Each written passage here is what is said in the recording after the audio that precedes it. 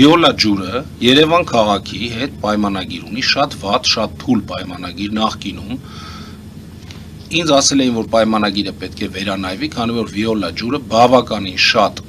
պայմանի մեջի կետեր չի անում, ինչը մենք դա տեսնում ենք որպես երևանցիներ։ Ինչու՞մն է խնդիրը։ Վիոլա ջուրը պետք է այդ կոլեկտոր ասվածները, այդ կոյուղաջրերը եւ հեղեղատարերը դա պատկանում է Վիոլա ջրին։ Երևանինն է, բայց իրանց սպասարկումն է, նրանք չեն անում, չեն փոխում այդ խողովակները։ Տեղեր կա, որ խողովակներ չկա, մաշվել են։ Ու այդ ամեն ինչը չանելով անընդհատ Այսինքն ներդրումների միայն ոչ մի սպառել ներդրում են։ չեն անում, մի հատ է ժողովրդին ասում են, մենք կորուստներ ունենք, դրա համար ցեզի քիչ պետք է ջուր տանք։ Է որը տենց է հեծը, որ պետականացնում են։ Բաժանորդների թվի ավելացումն է, շենքերի Չէ, իրաց ավելացումն մոտ է։ հիմնականում ասում են մենք ջրի կորուստ ունենք։ 70 թե քանի տոկոս կորուստ են ասում